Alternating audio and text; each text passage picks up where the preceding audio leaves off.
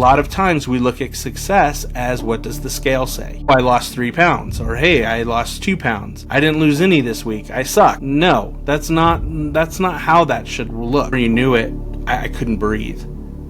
And it kept getting, it just got worse into where I eventually blacked out. I almost lost everything to get to this job that wasn't giving me what I needed. Feel peace and you feel that joy. At least for me, that's what mine are. I'm okay. I am living my best life and I'm all right with that. I may not be making $6 million a year, but that's not what my success measure is. Welcome back, guys, to another episode of Thriving with Anenka. Today I'm joined by someone who shows that true growth isn't just about success, it's about embracing the journey, rising through the challenges, and turning every lesson into the fuel for something greater. I'm here with Matt. He's a transformational coach on a mission to help driven individuals reclaim their power, write their story, and of course, create a life full of confidence, purpose, and fulfillment. For those who are feeling stuck, burnt out, who need that reassurance, that motivational push, Matt is your guy. He provides the mindset shifts, strategy, and support needed to break through limits and build a life that truly aligns. He doesn't just guide, you rise with him. So Matt, thank you so much for hopping on the podcast today, and let's dive in and hear your story. Yeah, absolutely. Thanks for having me. Of course, of course. I know we had a previous chat last week. We got to know each other a little bit more. And of course, I've heard about all the incredible stories you told me, your journey to becoming a transformational coach, and also your personal lessons that you learned along the way. And so, of course, I've gotten to hear all those incredible things, but I would love for everyone else to hear that too. So to kind of start off the story behind, the coach, personal and those emotional journeys, like let's take it back to when that moment on the freeway you talked to me about, mentioned that it was a turning point for you that day when it shifted for you. Can we kind of go back and talk about what happened and what you felt throughout that situation? Yeah. So, I am someone who loves to be successful, loves to put it all out there, and uses my effort as a separator, right? And when you are able to do that, the thought is that you become more valuable, right? And when you're doing that, now you give and you give, and when you give more and more is asked. And so this was around COVID, and I wasn't feeling good, but they're like, we need you to come in. We have to come in. We're already short because of everyone else not being there. And I wasn't feeling good, and I was on my way to work. And as I was driving, I started to cough, and I couldn't stop coughing. And now, let me say, I didn't have COVID, so I wasn't going to work irresponsibly, but I was coughing, and I couldn't stop coughing. And before you knew it, I couldn't breathe. And it kept getting, it just got worse into where I eventually blacked out. And when I blacked out, it was almost like I was in a dream, and everything looked super cloudy. And then I heard this voice saying, "Hey, you got to fight this." And as I did that, I wasn't sure, because for me, I did not recognize that I was still in the car. And then it repeated itself again. And then I was like, okay, hold on. I'm still in the car. So then I was fighting to get back, and I can remember fighting my body to get back to waking up. And I was able to get back up, obviously. But when I came to, I was about 3-4 feet from the center divider. I had drifted a couple lanes to my left. And luckily, nobody was there. Nobody was hurt. And I made my way to work. And I was just thinking, I was like, I almost lost everything to get to this job that wasn't giving me what I needed, and wasn't recognizing the effort and everything that I had put in. And I have 3 kids at home. And for me, it just created this very clear message that life is so much more than the daily grind. And that's something that I share on every platform I share with my clients is there's so much more out there. Why would you sacrifice the really, really good stuff for the stuff that you're chasing that may or may not reciprocate the effort that you're putting in? And for me, it broke the glass to where I realized that the things that I was chasing weren't necessarily the things that I hold the most valuable, and that my priorities were not aligned with what I needed to do, and that I needed to change things up. And that's when I started diving into heavily into the personal growth space and getting involved in that so I could help others do the same thing. Yeah, and I love that story because it really kind of tells you ultimately like that shift like you were just saying, because like obviously there was a lot of pressure or even like expectations that you were living under like before that moment, and then like that moment happened to you and then you realized, okay, like this is what I need to do. Like this is kind of like an eye-opening moment for you, and so I find that very empowering, and I believe that's like very inspirational because like you said that not everything is about the hustle or the grind. And a lot of times we find ourselves stuck with that. A lot of times people are preaching the grind and the hustle, and it's just so normalized now that we think that that's just the way to go to live our lives, when ultimately, like you mentioned, like it's not going to be sustainable for a very long time. If anything, it's just not going to be not going to work out for a long time. And so I find that story that you shared very empowering because I feel like everyone's going to kind of think like, oh, this is very eye-opening, or oh, like wow. And so I love that you shared that story, and amazing. I love that. Well, the thing is, like, you think of a 32-ounce cup, right? The 32-ounce cup's never going to hold 64 ounces. Like, it's not. It's not physically possible. So when you do that and you're constantly giving and constantly giving, you could only give the 32 ounces. Yes, you could refill, but you can't give more than that. And when you're constantly in the state of wanting to prove yourself, you're using all of that energy to prove yourself in a singular area. But then you don't have to give to everybody else. And like my daughter, I was home an hour, maybe an hour and a half while they were awake before it was time for them to go to bed, and rarely saw me, and there were days I'd come home super overstimulated and just burnt out, and I was like, hey, I just need a minute to take a beat, and I'd go and I'd take a nap, lay down, I'd wake up and it was time for them to go to bed. And so I was missing so many of those things. And it wasn't until I separated that I realized what I was missing, because I was focusing so much on being, in my eyes, the hero in someone else's story. But you can never be the hero in someone else's story. For our the jobs that we look at, we want to position ourselves where we're irreplaceable, that we're the one that they go to. Well, then they become dependent on, and if you create that environment yourself where you're like, hey, I'm the answer to the problem, then they become dependent on you as well. So you're getting dependency from those underneath you and then on the ones above you. And it just creates this environment that's just not healthy. And you burn out, you give out your 32 ounces or whatever that is, and there's just nothing left for anybody else. And it creates a really poor work-life balance. And it just creates to where at the end of the day, on your tombstone, you don't want to say, hey, best corporate manager. Like nobody wants that. But why do we organize our life where that's our main focus?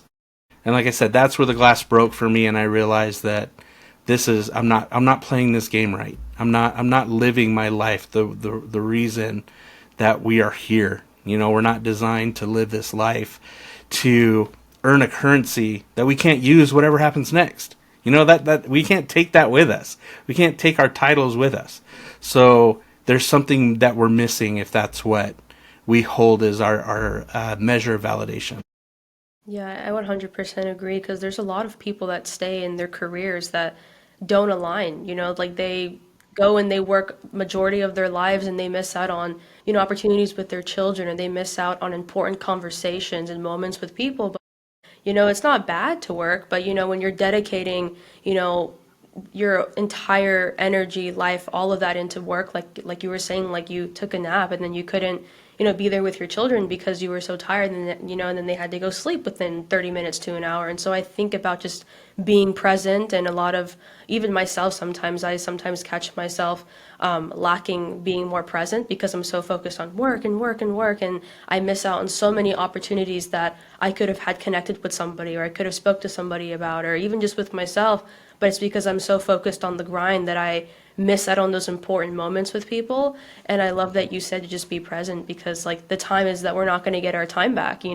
Yesterday happened yesterday, so I can't go back and try to like have a conversation or rewrite something because it already happened. But I think it's all about just focusing on today, and that what I can do better today, and what can I do to be more present with family, friends, myself, and etc. So I love that you talked about that.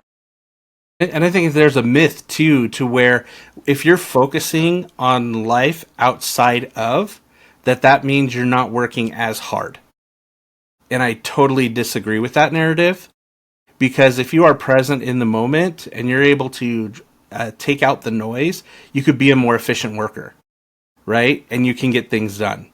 But then once you come home, you hang that jacket up and you are present at home.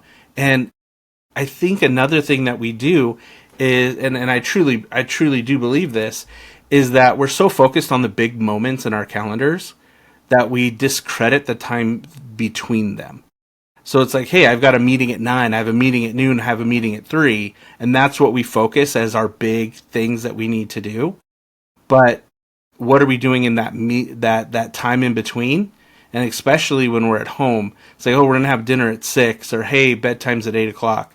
Okay, so that's 2 hours, an hour and a half that I have. How can I add value to the relationship that I have with my kids? It's being intentional with your actions.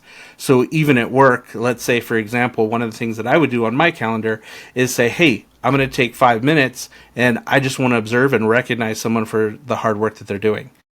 So now I'm helping fill their bucket and making them feel better, which is going to help their work environment as well, so it's not as stressful. So yeah, that's 5 minutes of my day, but I'm making someone else better in doing so.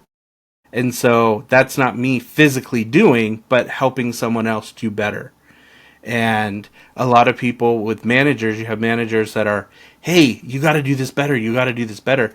But on the same side, when they're doing something positive, let them know, hey, that's awesome. It's coaching either way.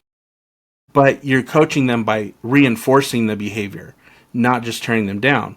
And then that way, when you're talking to somebody, they're like, oh man, what did I do wrong?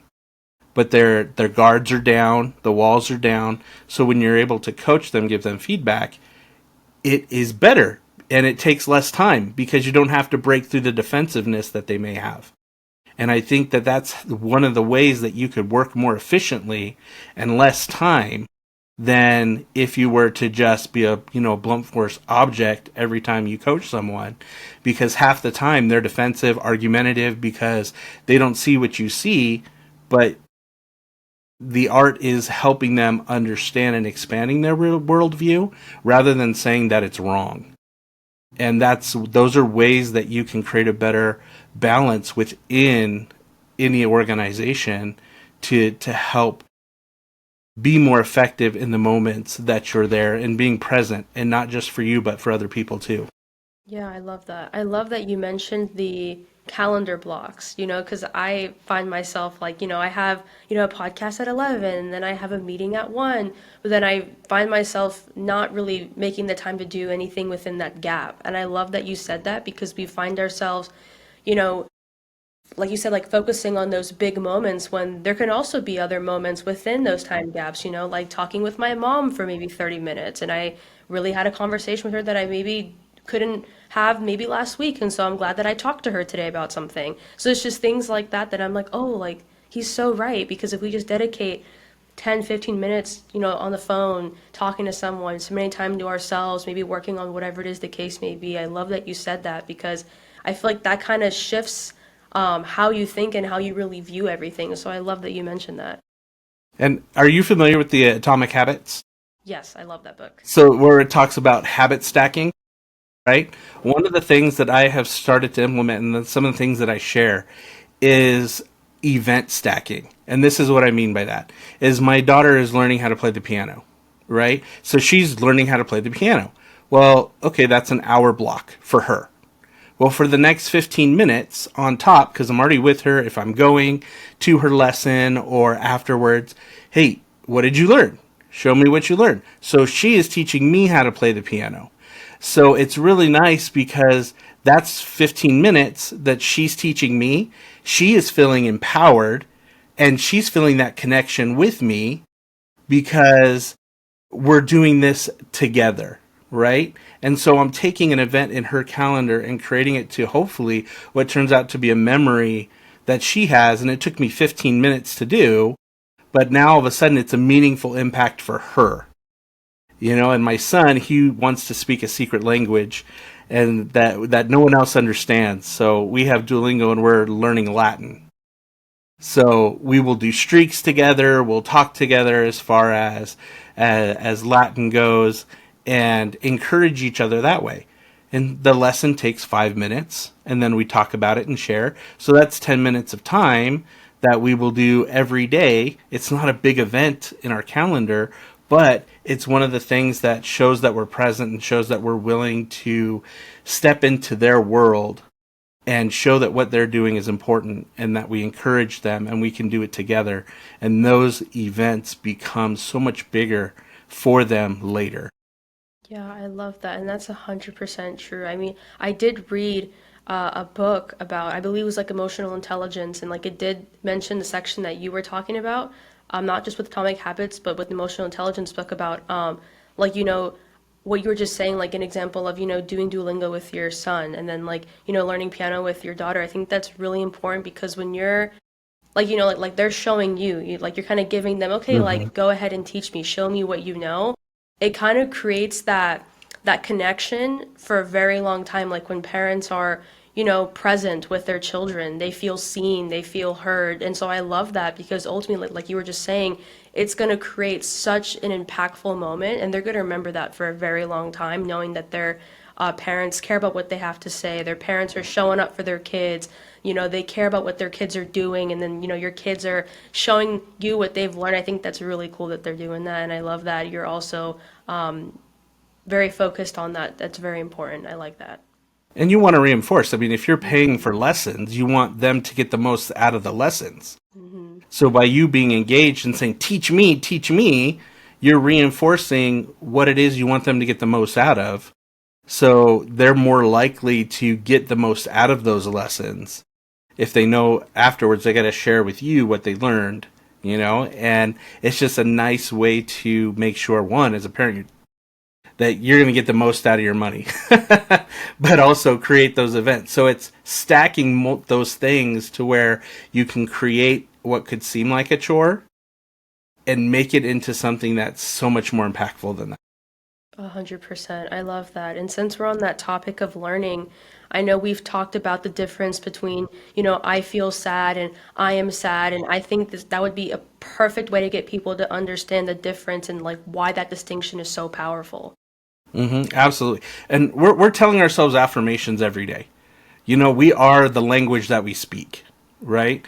So when we're talking about, and we were talking about the difference between English and Spanish, where oftentimes in English, we're a little lazy. So instead of saying I am feeling, we say I am. And that's a big distinction. And in Spanish, it doesn't let you do that. You have the two verbs for I am. One is temporary, one is permanent. So you're like, hey, I am from California. That's one verb. I am not feeling well. That's a completely different thing, right? But in English, we just cut out the feeling and say I am. So as we're reinforcing that, every time we say I am, it becomes part of our identity. So if I am sick, I am depressed, I am not feeling well, I'm a failure, I can't get this right. It's like, no, you didn't get it right in that time. It's a distinction. It's an event that is happening in the moment. I am not feeling well. Adding that feeling is a feeling can be changed. I am is more permanent. So when you're using your language, use it in such a way to where it's empowering you as an individual And it is allowing you to set up temporary events as something that can be changed. Because otherwise you're internalizing it. You're making it as part of you. And that's something that you don't want to do, right? And I have an activity that I do with kids where I have the ball pits, right? And they have the ball pit balls, and they have a different emotion written on them. And I pass a random ball to one of the kids, and they have it, and I'm like, hey, what do you have? Oh, I'm happy. Awesome. Do you want to keep that, or do you not want to keep that? Oh, I want to keep it. Awesome. Okay, so then you move on to the next one. What do you have? Oh, I have sad. Do you want to keep it? No, I don't want to keep it. Okay, so what should we do? I want to change it. Okay, how do you change it? Well, first thing you need to do is drop the emotion that you don't want, right? And then I toss them a different emotion.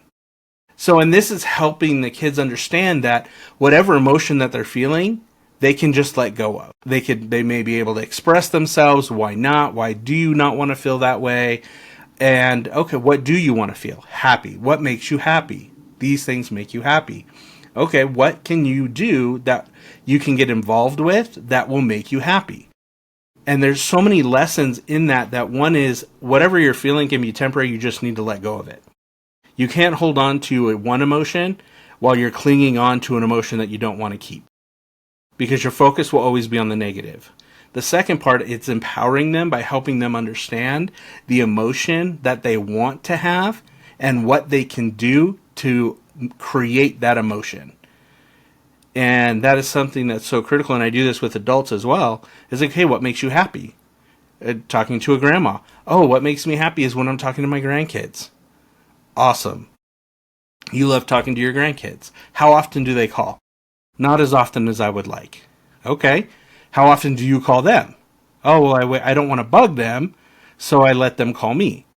Well, you're being reactive. You're not being proactive in doing the activities that you like to do. That's like, I don't go outside when it rains. Why? I'm waiting for the sun. Well, what? That's not how that works. So if you want to take power of your life and create the life that you want to find ways to where you can create that in such a way that it empowers you and gives you the power to change your life. And going back to the language, when you use the language to empower yourself or make something temporary, you can change it. But as long as you say, I am whatever the negative thought is, you're ingraining that more and more in your mind. And if somebody says something to you that is relatable to that, you start buying into it even more, which makes it worse. So helping you understand that you have the power to change what's temporary and become stronger permanently. I love that. And I like going back again to the, affirmations, word of affirmations, our conversation last week. And for those, who want to know a little bit more, I was telling him that how he was talking about the affirmations and how your words have power. It's so true, because a lot of times we tell ourselves, and how he was just saying, we're that distinction of, I am or I am feeling. There's a huge difference between the two. And so, sometimes we catch ourselves saying, I can't do this, or I am never going to do this. And so, we tell ourselves that all the time, and then something's not happening for us. We either, we get upset or we complain, but it's just because we find ourselves in those temporary struggles, and they do feel like forever. But a lot of times we find ourselves in those temporary struggles where we feel stuck, we feel lost. We just decide to just fill ourselves with negativity. And then we wonder why nothing is happening for us, or why we're mad all the time. We're living life upset and, sad and annoyed. And it's because of that attitude. And so it's ultimately about changing the attitude, and how you said, shifting and just going into life with a better attitude and a better mindset, because ultimately it's going to change the way that you view things, whether it's life, your goals, yourself. And so I love that you mentioned that, because, a lot of times, even back then, I found myself frustrated all the time because, oh, I never got to do this, or this didn't happen for me. And it was because I never actually sat down with myself and said, well, I called myself dumb the other day, or I told myself I couldn't do this. Maybe this is something that's blocking myself from being aligned to myself and my goals. Maybe I need to change this. And it takes a lot for someone to say, hey, like, I'm in the wrong, or hey, like I'm not in the right place, like I'm not doing something right. And a lot of times maybe we are aware, but we're not actually taking the action to change. We're just kind of playing that same cycle over and over again. And so I love that you mentioned that, because now people can understand the difference between I feel sad and I am sad. And so hopefully they can, take what they learned from what you said and implement that into their lives and see some results happen. So, And that's why it's so important that we surround ourselves with the right people who can call us out when we start doing those things. And a lot of times we don't want to feel judged, or we don't want to overstep. And so we hold feelings in, but we need to have that friend that calls us out on our crazy, right? And it just says, "Hey, are you really? Are you permanently this way?" Oh, my bad. I didn't know you were permanently this way. That totally changed the perspective. Or just somebody who's going to not be, I call them yes men. You don't want to surround yourself by yes people, where if you complain, they jump in and then they start adding on, right? And then it's add on. Oh, your situation. Oh, I hate that person. Oh, I hate it when people do this. And oh, yeah. And then all of a sudden it becomes this big, huge, we're talking about the cups, the 32-ounce cups. It's a 32-ounce cup of negative. And that's even harder to get out of, because you feel validated in how you feel. And when you feel validated, you want to stay there. So it's you and whatever your surroundings are that are all the negative Nellies or whatever you want to call them. That's just feasting on what's wrong with the world and being just accepting it because you feel validated and not wanting to change it. I like that. No, and I love that you said the your environment is so important. Because I once too, we find ourselves with people that are, our so-called friends, or these are our people, but then you realize that when you're around these people all the time. And I remember I listened to I think it was a Mel Robbins podcast episode, and she talked about where when you feel drained or exhausted around somebody, that's already a telltale sign that there's something wrong in Mm-hmm. that environment. It's probably not you, maybe it's the person that you're with. And so she says, like, if you're talking to somebody, you just feel really drained, or you tell somebody something about your win, or you're excited about something and they start talking very negatively, or they kind of just, are kind of like the party pooper of the group. She says, like, that's kind of a sign to say, okay, something's wrong. And because she talks about how it just kind of disrupts like energy, because we have energy's everywhere. So she says that when you feel your energy tanking, it's normally because of the people that you're surrounded with. And that's not good, because she says later on you're going to start, developing habits and behavior of, being negative, whether it's towards yourself or towards people, towards your goals. And so she says, like, that's not good, because then when you're around that environment, if you want to, be successful, or you want to be healthy, for example, you want to be around people who, care about their health, or, go to the gym. And so it's kind of like those are prime examples of your environment ultimately is going to help you and also influence you to make better decisions, have better habits, better behavior, better attitude. And so I like that you mentioned that, because, when I started doing that, I realized, like, oh, because I don't know if this is like an example, but I kind of felt like the black sheep of my friend group in high school, because I was like, I feel very like disaligned with the people. Like, I don't know if this is, I feel like I don't belong here. But then I was, scared, because a lot of us, were like, oh no, I don't want to be alone. Like, I don't want to be away from my friends. But then you sit there and realize, like, well, these aren't my friends, because friends don't do this, or friends don't tank when I have a win, or friends don't, try to get rid of my energy, and things like that. So I think kind of just realizing, like, it's okay to be alone, and it's Mm-hmm. okay to, distance yourself from people and like change your environment, because it's gonna eventually like impact you later on. And so I mean that's what I did, and it wasn't great being alone for some time, but I learned a lot of things about myself, and I learned that my environment is really gonna help me. It's gonna shape me for the person that I am today. And like plus you feel good when you're in those good environments. You feel great when people are uplifting you,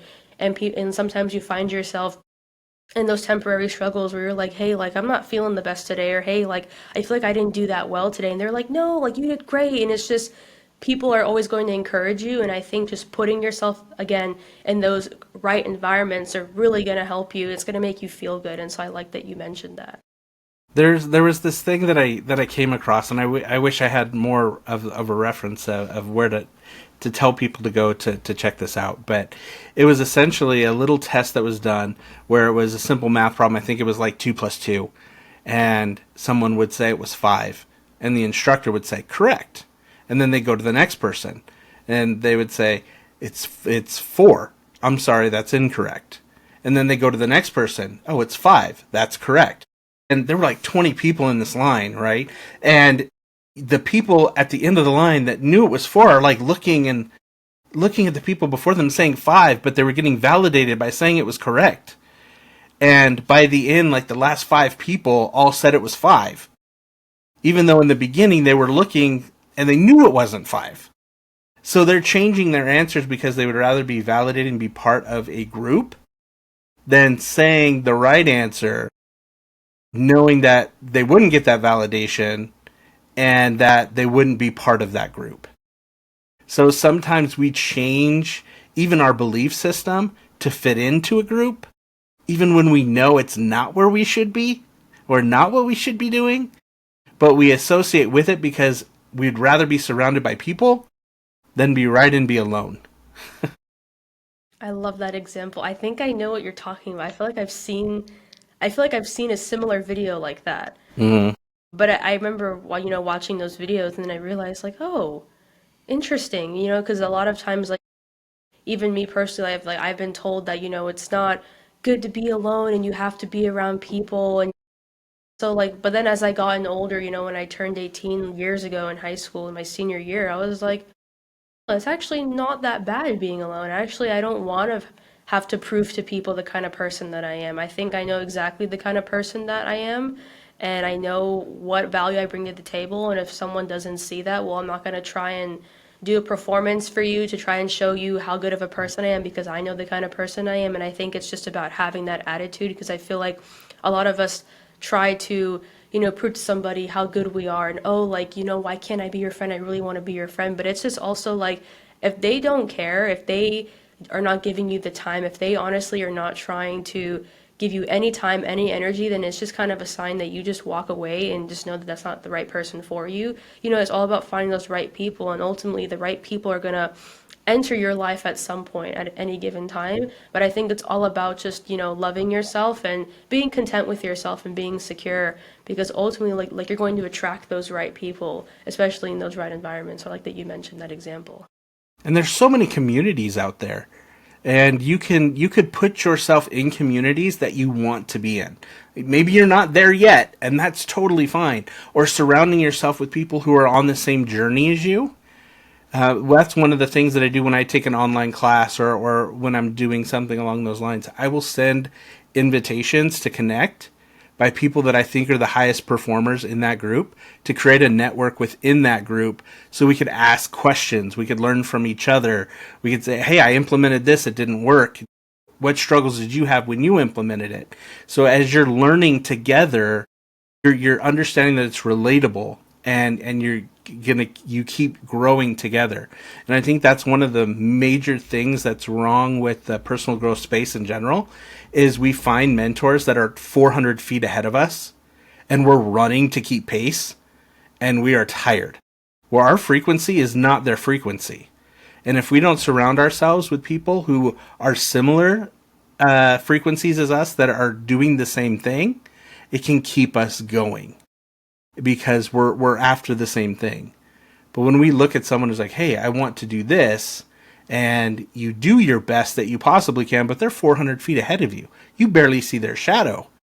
And you're doing everything that you can, but it's looking, hey, who's 6 feet ahead of me? Who's 10 feet ahead of me that's doing the same thing? Let me network with them so we can get together and make sure that we're holding each other accountable so we can keep going. So never underestimate the power of a community, and you can pick your community. You absolutely have control over that. If they're not in your direct friend group, how easy it is to reach out in social spaces online and things like that. But we tend to want to look at the entertainment value of that. But there are tools, there are resources that we can use to surround ourselves with the right people. Yeah, I like that. I know like even now a lot of social medias, especially like I know on Instagram, they have like those private groups that you can just join. And I Mm-hmm. had recently joined one. It's called like 1% Better Club.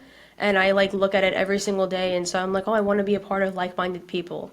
When you like, it's very easy search, by the way. You can like even join like Facebook groups too, or even Mm-hmm. like they have running clubs near your local, neighborhood, or you're joining the gym and they have like a body combat club, like anything like that. Like I find myself like, oh, like they're actually right here. They're not that far away. They're actually really close. And maybe I was looking in the wrong place. And so it's Mm-hmm. really, I love that. I love that you said that because, I feel like a lot of people, think that it's impossible to find people that are like-minded, but really, like, they're probably right around the block of your neighborhood and you had no idea. But if you just search or make a little Mm-hmm. phone call, there's even bulletin boards anywhere. There's always groups of like-minded individuals that, care about their health, their mindset, whatever, that you are interested in. But I love that you said that because like just being involved in that community, it makes you feel good and it makes you realize, oh, there are people just like me, or there are people who are probably at a higher level than me, but now I get to learn from these people, and and like they're not going to be afraid to teach me because if anything, they want everyone in their community to learn and they want everybody to feel empowered just like how they feel. So I like that you mentioned that. And and be empowered when you have questions or struggles because they have gone through it. I am feeling this. Who has felt this way? This. I have felt this way. I have felt this way. I went through that. What did you do to get out of it? Then you can get the answer. Where sometimes you don't have access to a higher level mentor that can tell you that. But here you have, like I said, 5 feet ahead of you. I just went through this. This helped me. And you're like, oh, awesome. Thank you so much. But when you're searching for things at higher levels, this is where the algorithms will work in your favor. And they start sending you things that are higher frequency. They're not sending you things that are lower. So as you start looking for things that are going to help you level up, these algorithms will start feeding you those types of things that match what you're looking for. And the more you surround yourself with those things, the higher likelihood that you're going to be successful in whatever you're looking for.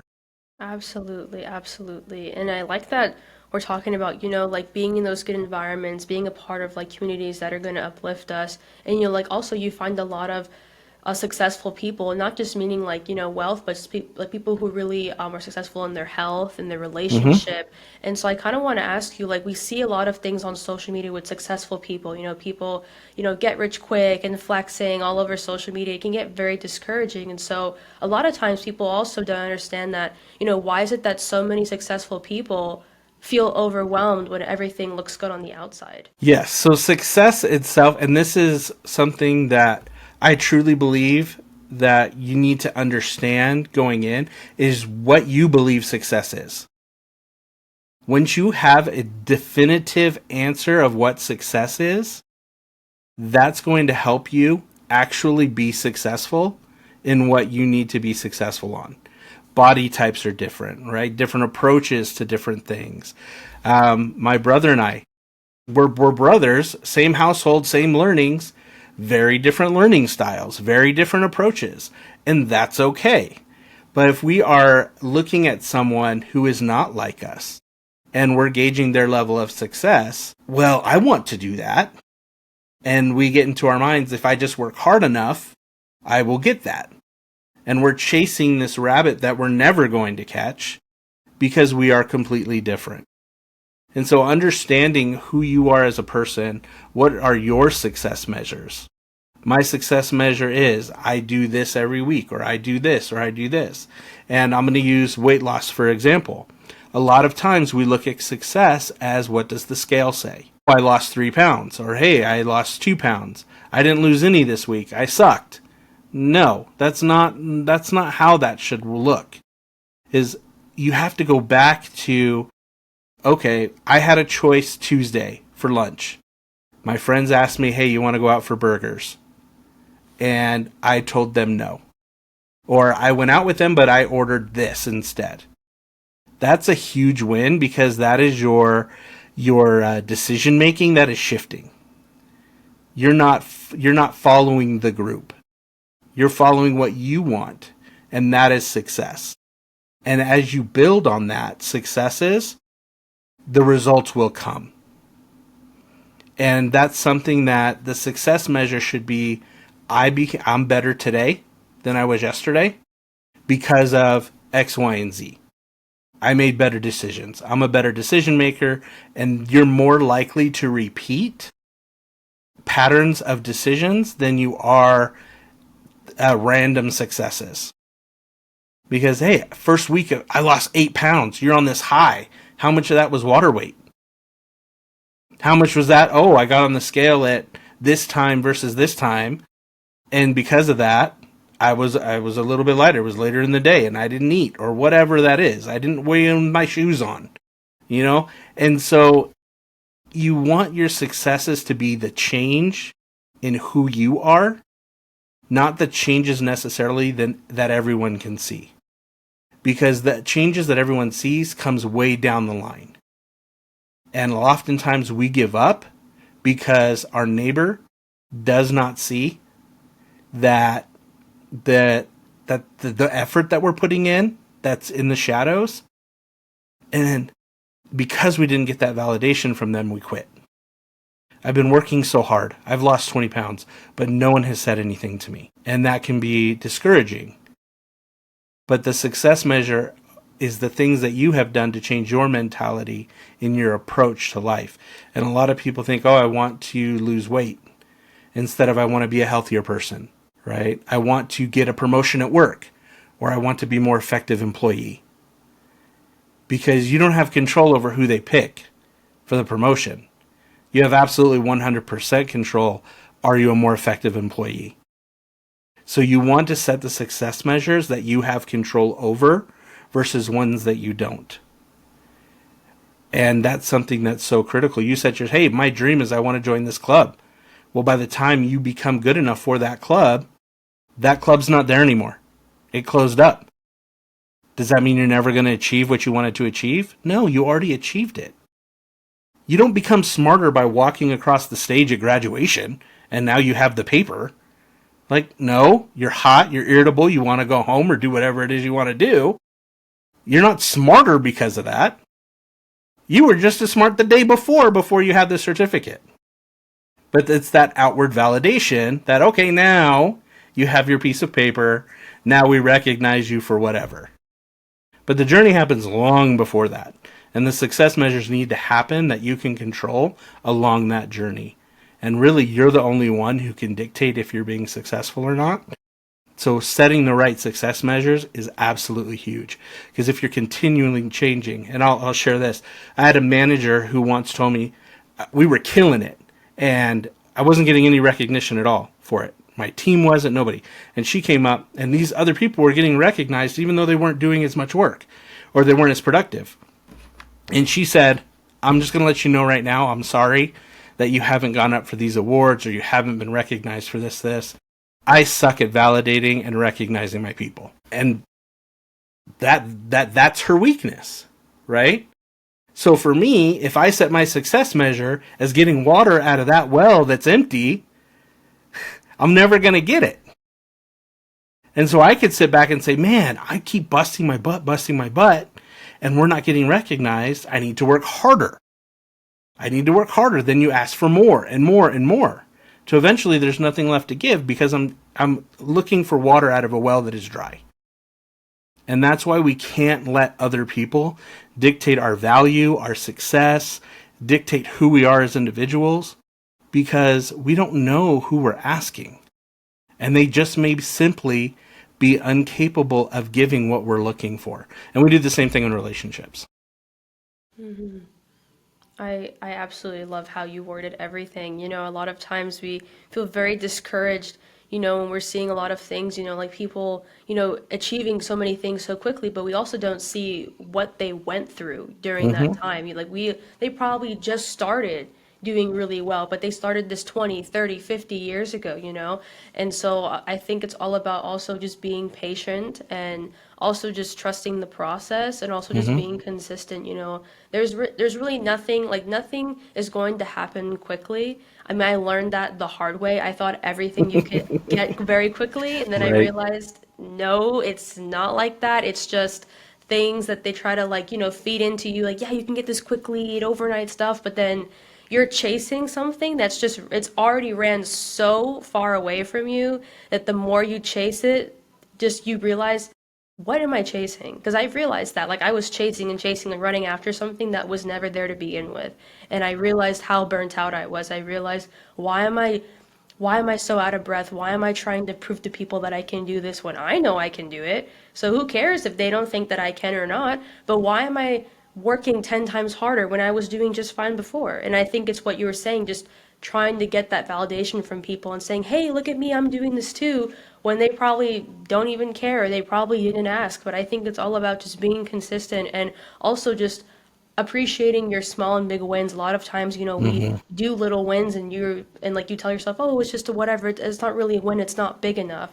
But it's those small wins that create that mass win over time. And those small wins are going to help develop your character. It's going to help develop your skills. And maybe today you didn't get a lot of your tasks done, but you did a couple. That's a pat on the back. You were productive. You did something. And I think it's all about, being 1% better every single day, and you ask yourself, okay, well, yesterday I did a pretty good one. What can I do today? It doesn't have to be something huge. Although, yeah, it would be nice to get a huge win, but let me just start baby steps and baby steps. I think just building those little increments is going to really allow you to see, okay, like I don't always have to have ginormous wins all the time. Like just these small Hmm. little baby steps allow me to get these smaller ones, but it's going to allow me to see things in a different light. And so I love that you said that. And there's two things that you mentioned. One of the things is being aligned with the right activities. One of the things where we were struggling, where the team was feeling defeated because they weren't getting validated. So I went to my manager's manager and asked them, hey, what are the things that the company is really, really looking for? Like, what are they focusing on that is a separator for them? They gave me three things. I went back to my team and said, hey, this is what the company is really, really focusing on. If we do these things, we're going to be separators. So we started implementing that, and all of a sudden we got recognition because of just the reporting itself from like regional level, right? So it didn't matter the other thing, but we were engaged in the right activities, understanding what those are. So that 1% matters. You want to make sure that 1% matters. So being engaged in the right activities. And the second part, and we talked about this a little bit when we had met about failure, right?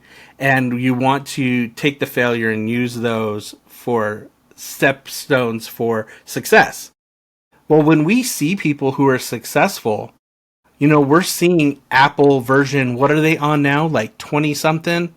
And we're chasing Apple 20 something, but they started with Apple 1 or Apple 2 or Apple 5. If it wasn't for Apple 5, there would be no Apple 20 something. But because we don't feel we're Apple 20 something, we're not okay with Apple 5. But Apple 5 is so much better than the Apple 1 that we were 5 months ago. So because we aren't where we feel like society is viewed as success, we don't share or we don't celebrate the victories because we're not at the 20. Well, do you know, like you were saying, how much work went into getting that? That wasn't just a 1 year. They've been building that for 25, 30 years. We're not there yet, and we need to be okay with that. As long as we're upgrading and doing better, that's okay. But that goes back to the white rabbit that we're always constantly chasing. Of course, yeah. And I like that we're talking about this topic because, like, there's a lot of people, especially at a younger age, like, there's a lot of people at this young age that feel really stuck, and people who are older as well. Like, some people just feel really stuck, because they're seeing a lot of people get successful, very quickly. And even just seeing people, like I was talking earlier, like people who've had a business for 30, 50 years, and they just yesterday posted a video on social media, and then people are like, oh, well, that's not fair. They got this really quickly when they just probably just opened their social media account just last night, and that video just happened to explode, or they just happened to have this happen when in reality they were working their butts off to build what they were building and how it's built today. And so I kind of wanted to ask you, like, there's a lot of people that feel quite stuck in their journey, in their process, to whether it's, self-growth, personal development, their success, but like what's one tiny shift that they can make today to change their direction? I really believe that one is being in alignment with who you are as an individual. If you are working within yourself and the talents and the gifts that you have, you're going to accumulate more. But if you're not engaging in those gifts and those talents, you're forcing. And when you're forcing, it takes so much more effort and so much more mental capacity because you're swimming against the stream. So when you align yourself and you are doing activities that align with your gifts, your values, all of those things, it's like strapping a jetpack to yourself. And you will explode. The other thing is being okay with not being perfect. It's better to get it done than for it to be perfect. That's why you have the newer versions of. They work out the bugs, they work out the kinks. Hey, here's Windows, whatever. You work things out and you get them fixed along the way. You're a work in progress. Be okay with that. But always search for that next step, and you don't worry about the 5 steps ahead. Know where you're going. You're going north, south, east, west. You pick your destination and be okay with 1 step. Be okay with 2 steps. Be okay with 3 steps. You may never hit a home run every time, but a single sometimes is just as important. And be okay with that. So when you are aligned, when you are okay with just taking that 1 step, you're going to get there regardless. It's when we sit back and want to take a rest, disengage from the activity, and we change and shift. This isn't something necessarily that's going to propel them forward, but it's going to prevent them from taking the steps backwards. Is changing your strategy too early. You don't have enough data to realize if something's successful or not. But you see someone else doing this, or you see someone else doing that. I've had a manager in my past with our customer service scores who every week would implement a new strategy that somebody got recognition for. And so we would jump every week from one thing to another. And we were never able to develop and actually be good at one strategy because we were constantly shifting. So I had the chance to meet with her and I was like, hey, can you delegate this to me? Because just delegate this to me. I was the assistant manager at the time and she said, yeah, sure, no problem. So it got delegated to me. And I was like, this is where we're going to focus on. We're going to focus on this. We're not going to change it for a quarter. After the first month, we were a little bit better. After the second, third month, we were the leaders in our area. Because we got good at the strategy that we were putting into place. And it ended up, both of us got promoted because of it. So don't be a strategy jumper, because going back to what we were saying before, we don't know what led to the success of that person or the work that they put in. We may be jumping to a success strategy that they've been implementing for 3 years, and your goal is to do it in 2 weeks. Good luck. You don't even have all the information. So find the strategy that aligns with who you are, that you're willing to do the effort, and put that in constantly, and you will see success happen. And then you could implement some other things like the blinds, the window shades, whatever it is. But you got to get the house built first. And you got to be okay with that. Yeah, I also wanted to mention just the last part you just said, like about adding the blinds and the curtains, all that stuff. I feel like sometimes, like for example, there's this one example. Oh, I'm trying to remember that I watched one time where someone said, we want the house built so quickly, but we haven't even picked the land to build it on yet. Where it's just those types of examples where it's like, yes, like also everything is a journey and everyone also has their own timelines. Like, maybe somebody's timeline is different from yours is because their goal is different from yours. Maybe they want their goal within 2 years from now, but you want to take more time to, work on your goal. It might take 10, 20 years from now. And I think it's all about how everybody has their own process and everyone has their own steps in order to take to get to the goal they want to achieve.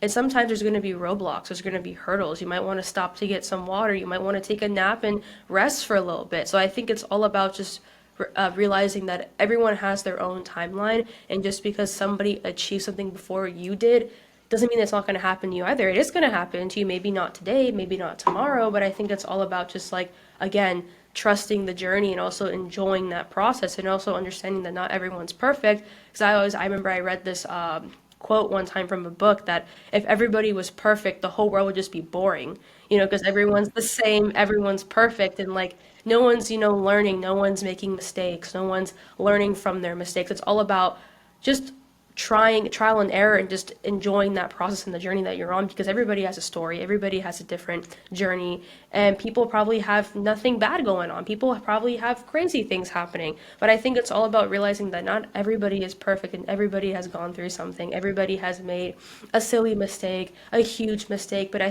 don't want to label it as mistake, but I think it's also someone just made a temporary decision, but they learned from it, and from whatever it is that they learned from that decision, they changed the decision on how they're going to live their life, and now they're living a life where, full of abundance, they're happy, they're healthy, they're at peace with themselves. And so I want people to also like listen to what you just said, like not everybody's perfect. And I think just drilling that out of your head, like not everybody is perfect, it's okay, that kind of gives you a sense of relief, like, okay, I don't have to be hard on myself anymore. I don't have to be negative to myself all the time. Like it's okay if I like mess up. It's okay if I make a mistake. Now what can I do to be better from here on out? So I love that you worded that.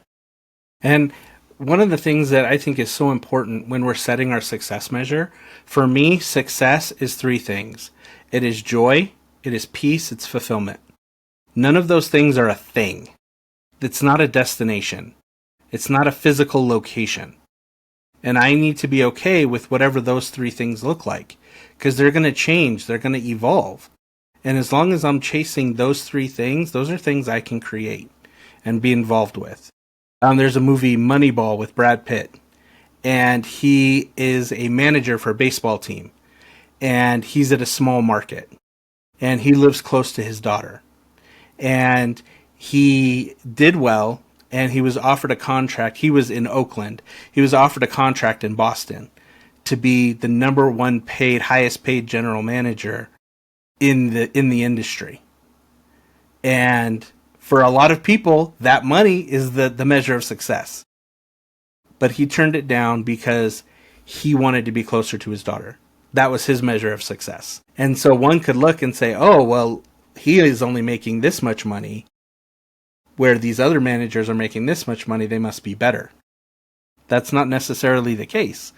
The success measures are different. So as long as we are setting the appropriate success measures, it doesn't matter what success looks like. If you feel fulfilled, if you feel peace, and you feel that joy, at least for me, that's what mine are. I'm okay. I am living my best life, and I'm all right with that. I may not be making $6 million a year, but that's not what my success measure is. Am I able to give back? Am I able to do the things that I want to do to help those around me and to help my kids live a life where they know they can go after their goals 100%? That's their plan A. And do that first, and that I'm able to put myself in a position where I could support them to do that.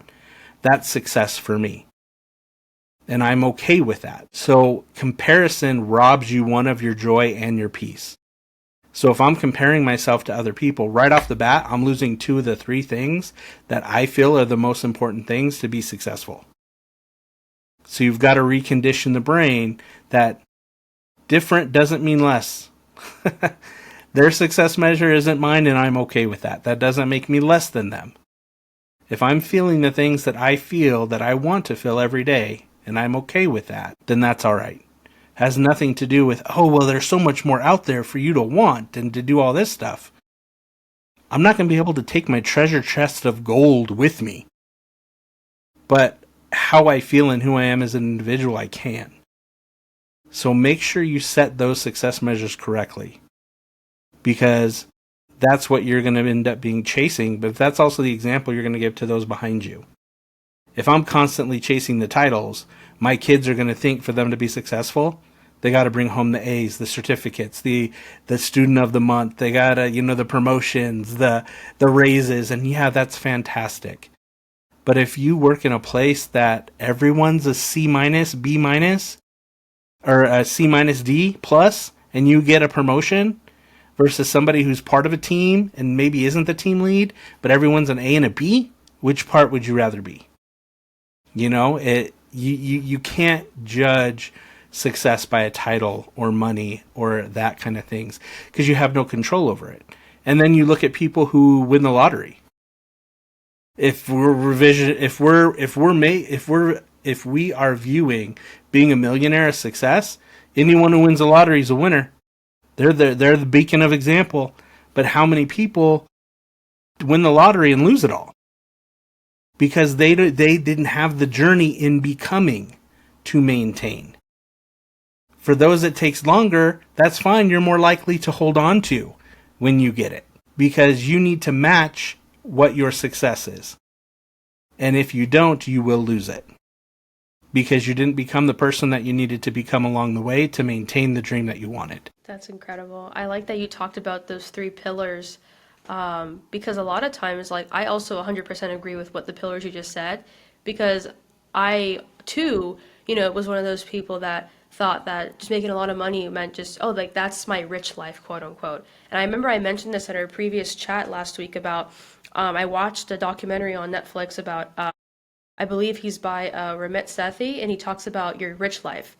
So not necessarily money, but rich life. Like for you, it's having a family, right? Doing coaching. For other people, it's probably, wanting to have their own garden, or someone, wants to be a Pilates teacher. It's like those types of goals may sound like, oh, like that doesn't really sound great. But for that person, it's wonderful.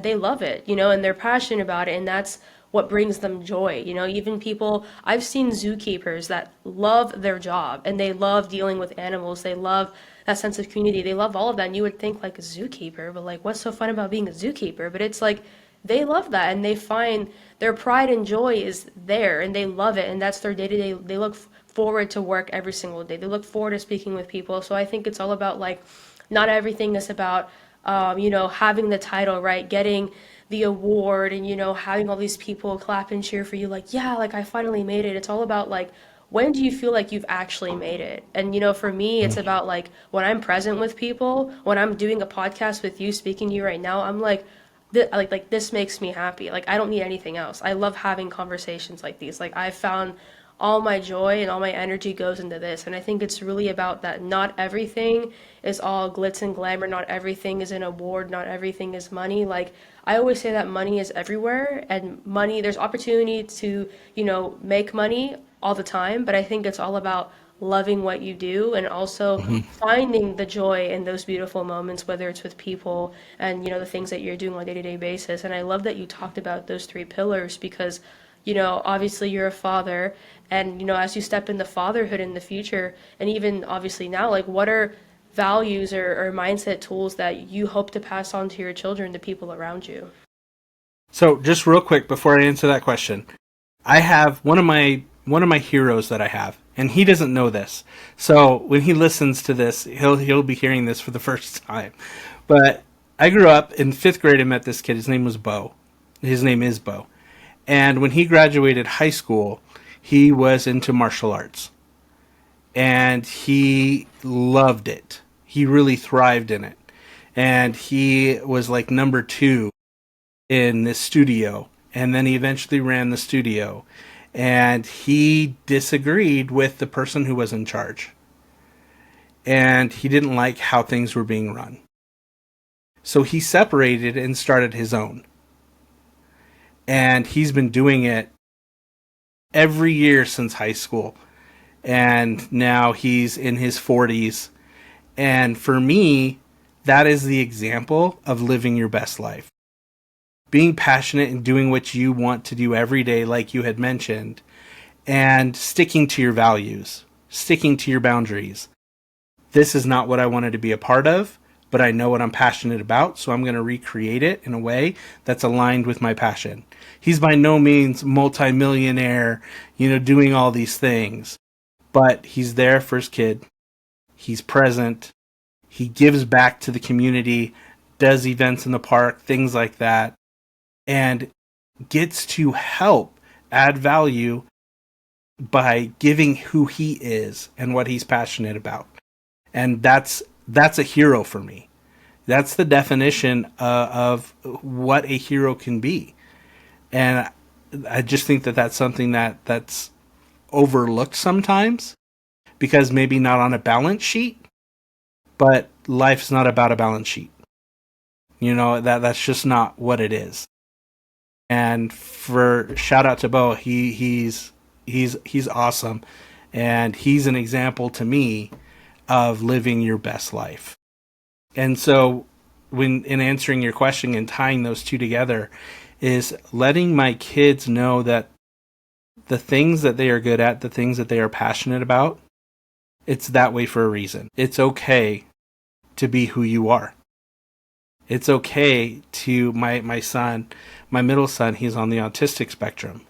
There's things that he's really, really good at, and some things that he struggles with.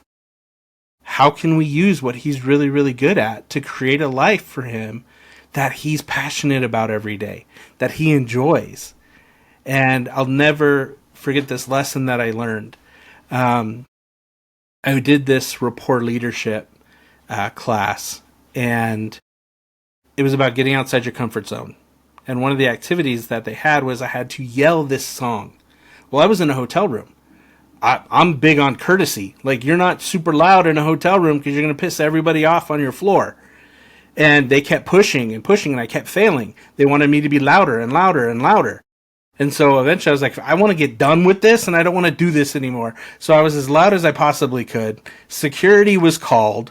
They thought I was in an argument with somebody. They're like, hey, is everything okay? I'm like, yeah, I'm fine. We're good. And so my fear was I was going to disrupt the lives of people around me. Well, obviously I did. They called the security to come check on me and whatever, right? But I applied that to my son. And anytime we went out when he was younger, I kept him close to me. I didn't want him to be judged by other people. I didn't want him to create a scene, because for me that was the norm. And I realized that he hated going places because he couldn't be himself. So when we went places, he wanted to stay home. He didn't want to go. So I changed my approach and let him do his thing. And I can't tell you how many times he has just randomly walked up to somebody and looked in their cart and was like, oh, you got Nutter Butters or whatever? I love those. Those are so good. Do you like them? Well, you have a fantastic day. And they come up to me and say, is that your son? And I'm like, yes, it is. He is amazing. And he just adds that value. And I was covering that up because I was insecure of a negative scene. Well, one, I created a horrible experience for him where he didn't want to go out. But how many people needed to hear what he had to say that didn't get to because my vision of success or appropriate was different than what was needed? And so my message to my kids is, you were created with a purpose. You have gifts. You have talents. Don't be afraid to be you. The world needs more you. It doesn't need more of this or that or this. You were designed because you have something to give. Find who you are, what you have to give, amplify that out, and as you do, you're going to learn more gifts and more talents that are going to allow you to be even bigger and create a bigger platform that you can share what you believe. So don't ever hide. Your deficiencies are strengths undiscovered, and you need to be okay with that. We as a society, when we make mistakes, or when we go through a tough time, or something happens to us, we want to hide it. We want to hide our scars. But all that does is tell other people who have the same scars that they're by themselves, that they're isolated. But that's not the case. And if we just understood that the things that have happened to us in the past don't define who we are, into a fact that we need to limit who we are because of those things, but because of the things that happened to us, gives us a bigger platform that we have the chance to add value to people that we otherwise wouldn't be able to do. I can't relate to someone who's a gunshot victim. I can't. I've never been. I have been held at gunpoint. Longer story for another day. But I've been held at gunpoint by police. That's something I can relate to a little bit. So from that same thing, our stories, who create, or things that create our past, give us the voice and the volume for the future. And we don't need to hide that. That makes us who we are. And people need who we are because they feel isolated without it. Yeah, that's incredible. I absolutely agree. Like, I think it's all about just being. I read about this the other day as well. I'm always reading books about everything, and so I remember there was one where they talked about, like you were mentioning, just that everyone has a gift to share, whether we see it or not. Everyone has something to share with somebody, making somebody's day, just one nice thing. You don't know what someone's going through. You don't know what someone's dealing with, but you, like for example, the example with you and your son, like your son was like, oh, like he made that person's day, whether he realized it or not. And I think it's all about just that act of kindness and just staying true to yourself and being yourself. Because a lot of people, like a lot of times we find ourselves like realizing like, oh, like maybe I don't have to be myself because they say I'm not supposed to do this, or oh, like I can't be myself or show my true colors because they tell me it's not okay, or I have to do this or be this person. But I think it's all about just being yourself and using your gifts and spreading your kindness, spreading your love, because ultimately, like, you are going to make an impact on someone's life, whether you believe it or you don't believe it. Well, you should believe it, because I've met so many people that said, oh, well, I didn't think I could do that, or I didn't think that was going to impact someone's life. And I'm like, trust me, the words that you say to people, whether you may not realize it in the moment or not, like, you're going to impact someone's life one day. And you're probably already doing it, but you don't even realize it. Like, you probably don't even realize, oh, like, this person probably had a good day because I said something about their outfit, or I talked to them about something, or I said a compliment, a comment, whatever the case may be. But I love that you mentioned about how everybody has a story and everybody has a gift to share, because I feel like that's also what keeps us connected. Like I said, like, hearing your stories right now, I feel very connected, and I'm like understanding, and I'm like, wow, like, this is very empowering, because you also feel that sense of empowerment with people, and you're like, wow, like, I feel very connected right now. I feel kind of aligned with where you're at. And so I really think it's all about those genuine connections, and also, like I said, just sharing your gifts with people. And I like that you also mentioned just not being afraid to be yourself and just staying true to yourself, staying true to your authenticity, because ultimately, like, a lot of people try to be somebody else that they're not. And a lot of times people can get envious because there's other people out there that love being themselves and they're just naturally them. And a lot of people can get very envious about that. But ultimately, it's not something that you should be, concerned about, like, oh, well, that's, why is this person envious me, like, because I'm so nice or whatever. And I think it's just because they can't be that, because they've already tried to be somebody that they're not. And I feel like they're stuck there. Whereas you, as an Yep. individual, the kind of person that you are, and you've known the impact that you've done to people's lives. And I think that is what really separates you from a lot of people out there. So just keep doing what you're doing, keep spreading kindness, keep being the joyful person that you are, keep being quirky, keep being, nerdy, keep being goofy. And I feel like a lot of times people see that as like, oh, well, like, that person's strange or that person's weird, but that person's just them. There's nothing weird or strange about somebody being them. Yeah. So.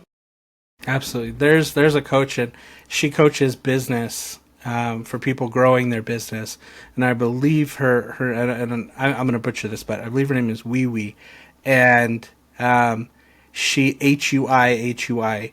But for the longest time, her story was, I speak with a heavy accent. Nobody's going to listen to me, and because of that, it took her a while to get started. But when she reframed that to say, hey, this is me and I'm okay with that, she started her business, and now she makes, $2-3 million a year, because she got over the fact that she felt like she wasn't enough because she was different, that the audience wasn't going to understand. But that's a belief that we have. We have a belief that we are not good as. Where two people can share the same message, one may resonate, one may not, just because of the past story that they share. And we need to embrace that. And luckily for her, she was like, hey, I'm going to do it. I don't care. I'm going to do it. And she did it. And she's changing lives with young business owners. And she has changed her life because she got over that fear that people will not understand her. And that's something that's so important, that what we see in our minds is much bigger than what the world sees. And it shouldn't hinder us from moving forward. Absolutely. And I love that because ultimately it's going to allow you to thrive. It's going to allow you to thrive and it's going to allow you to blossom into your life. And I believe that those, like you just said, like just allowing yourself to just love yourself and it's okay to be yourself. You don't have to change anything. You don't have to try and put up a cover up because, someone said you were weird or because of your accent or because of what you look like. I think it's just being very secure with yourself and knowing, well, if someone doesn't like me for who I am, well, that's not my problem. I love the kind of person that I am and I love the things that I'm doing. I'm just going to keep having that same attitude. And feel like that's going to allow someone to really thrive in their life. And since we're on that topic of thriving, we're nearing towards the end of this episode. And I feel like we talked about so many incredible things so far. And I kind of wanted to ask you one last question. Since we're on the topic of thriving, I mean, what does thriving ultimately mean to you in this season of your life? For me, it's understanding what you want and pushing your comfort zone to get there. I really feel like your next level of you is on the other side of your comfort zone. So, how do you position yourself every day to challenge something in your comfort zone? To either learn a new skill or to reach out to somebody or to send a new message or to run a new ad, whatever that is, whatever that's standing in your way, don't let it. Let it be something that you fail at and you get better at. And you practice it and you get better at. And you may not like it. It may not be where you want it to go. But you know what? Keep working. Keep working. And in fact, I heard this. It's the law of Goya. Have you heard of that? Yes. And that's my motto this year. And it's on my screensavers on my computer. And it's just go after it and be okay. Because as you do that, you'll realize you're not fighting on it alone. And it's going to be that snowball where it may be small in the beginning. You may have 15 followers, 20 followers, be consistent, add value, whatever it is, and you will get better.